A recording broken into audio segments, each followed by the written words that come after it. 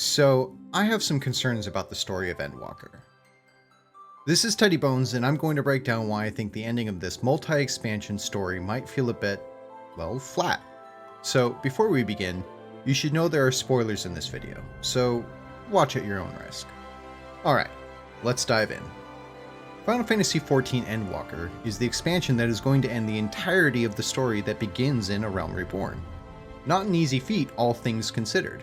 The story has to wrap up loose ends, answer all of your questions, while maintaining a grandiose spectacle, otherwise known as having a climax. That needs to be followed by a satisfying resolution. To really highlight the point of my concerns, we have to look at the story thus far. In Shadowbringers, we had what was essentially the climax and resolution of the main story that started in A Realm Reborn.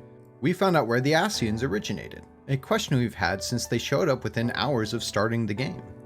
We've learned what it is they've been striving for the entire time. We've resonated with the desire to save their own world. Despite that, we defeat them to save the First and the Source. With Emet-Selch and Elidibus gone, the threat of Zodiark has seemingly faded. All in all, a pretty satisfying resolution to a great story, save for a few things back on the Source. The only other thread to explore is that Zodiark wasn't ended in Shadowbringers. He's still able to be summoned forth. However, the whole Zodiark story was mostly carried by the Ascians, and with them being defeated in Shadowbringers, it feels as if that thread is no more. So we're left with Fandaniel, Xenos, and technically the Garlean Empire, but it got destroyed from within and is no longer a country, just a bunch of zombies basically. Though it is still the opposing force, regardless of what it's made out of as far as storytelling goes. So it's kind of 3 points of conflict? Though, while I'd say an enthralled nation led by a Chaos Incarnate is pretty bad, it's not really as fear-inducing as the literal annihilation of the universe. And that puts the focus on the other 2 points of conflict. So, we have Fandaniel, an Ascian who we know nothing about, who just shows up and is wanting to kill everyone and everything, for no reason other than he might be insane? I want to die and take everyone with me in a paroxysm of pain and suffering! He doesn't really want anything to do with Zodiark, the main villain we've been setting up from day one. So that feels not great. Then you have Xenos, who only cares about fighting you. Oh yes, to reprise that transcendent moment, I will set this world ablaze. Which is pretty selfish and rather uninspiring as a character motive when it comes to epic storytelling.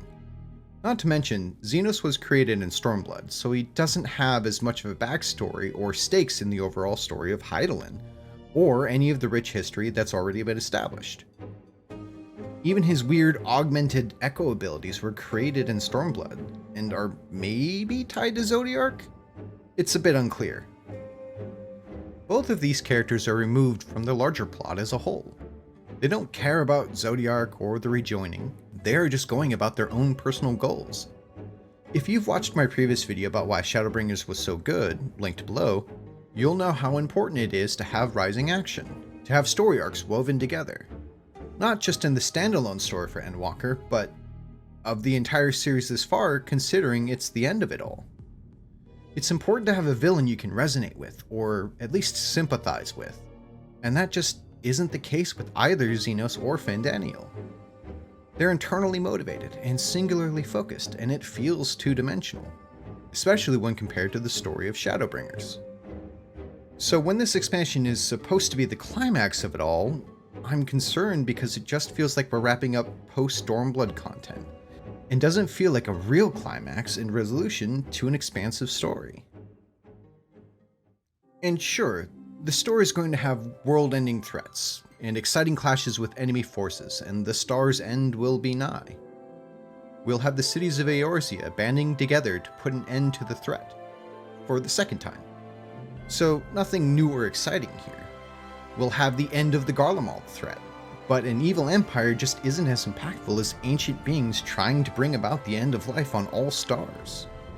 Which is again at the core of what this series has been about since the beginning. And I just don't feel that Xenos is inspiring for a climactic villain. doesn't care about any of the story thus far, just, again, his own desire to fight you. And when your main villain doesn't care about the stakes you yourself are invested in, it takes away from their importance. It just feels unsatisfying. All of this said, I still have hope. Natsuko Ishikawa is incredible at her craft, and did an amazing job with Shadowbringers. So it's entirely possible that the story will hit it out of the park, by relying on previous character relationships and building strong new bonds with others.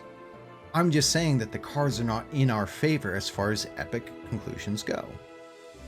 Though, if anything, hopefully we'll get a big reveal as to who Heidelin is, and what her motives are as well as Zodiark's.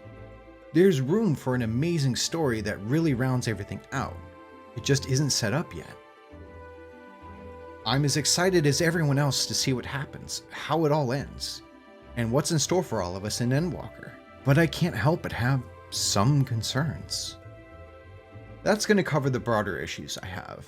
There's a lot of other smaller details that I could go into, but I wanted to bring up the main points here and keep it short. And I'm really curious about your thoughts as well, and if you think I'm just wrong or if you agree. Leave a comment below with your thoughts. Thank you for watching, and be sure to like and subscribe. And don't forget to hit that notification button if you want to see more content like this.